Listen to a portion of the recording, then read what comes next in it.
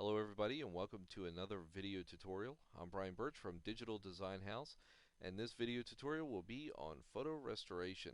I had a lot of requests for this one, and everybody loved the photo restoration I did of my grandmother's picture, and they want to know if I could slow it down a little bit and show you how I did it and what some of my tips and techniques were. What I decided to do was break this up into a couple different videos, show you a couple different tools, and kind of show you how I do it, what my workflow is. Let me first off start by saying that I use the Wacom Intuos 4 tablet. You don't need a Wacom tablet to do this, but it definitely helps, and it will save you some time and save you a lot of pain in your wrist too. Once you start using a tablet, you'll never go back. And I also use Photoshop CS4. These techniques will work in any of the lower or most of the lower versions of Photoshop. And of course, Photoshop CS5 has a lot more tools to use, but I don't have it, so I'm going to show you in CS4. Um, First things first, when I start restoring a photo, I try to get the best resolution I can. This is scanned in at a 600 dpi scan. The bigger the better, and the reason being because then you have more information to work with. Sometimes it gets to the point where you scan it in. The scan is too detailed, but for the most part, it's the bigger the better. And so I did this one at 600 dpi. When I start the project, I leave this background locked. I learned that it's a good technique to use. It's a good habit to get into, and the reason being because you always want to have your original reference picture to look at, or to steal color from, to check on what you've done.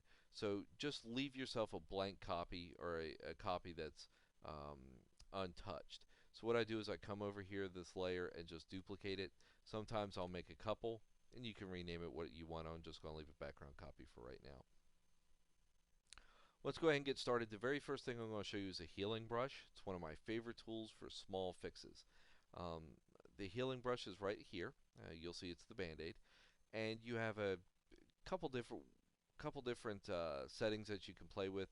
Um, you can replace, you can multiply, you can screen, darken, lighten, color, luminosity. I'm not going to go into all those. I'm going to leave it as normal default. You can change the brush, change the brush size, change the feather in it, the spacing on where it's going to clone from.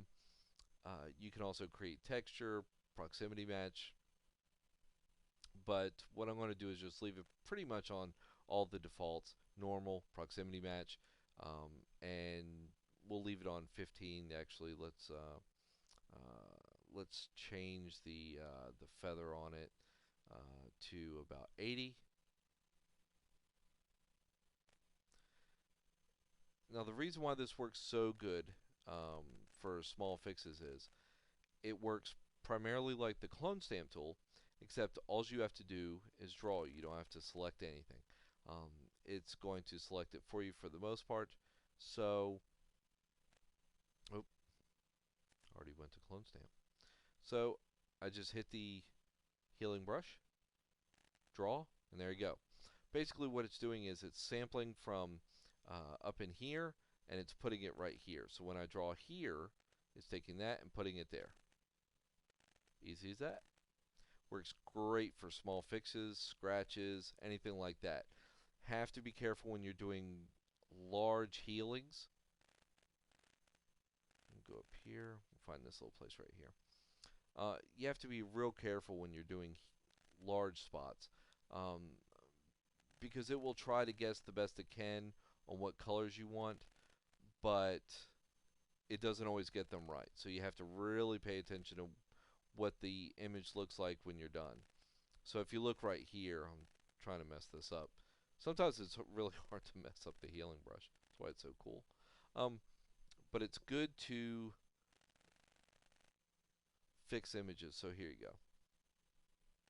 So we're going to fix the scratch. We're just going to draw on it. And that's pretty good. But if you notice right here in the hair, it duplicated the hair up, and I have this little abnormality right there. So I'll just try to draw over that. And of course that's not working because it's pulling the hair up into here. and that's where the clone stamp. You can actually uh, you can adjust the healing brush for the spacing, the angle. But what I'm going to do is just come down here to the clone stamp. Um, it just for me it's a little bit quicker, and I can just paint that out. There you go. So that's the healing brush. The healing brush is great for small imperfections. Uh, Works really good on the face, say like right here, um, uh, just like that. And all you got to do is touch. No big spots. You can fix some pretty small imperfections, and it's really, really quick. So there you go.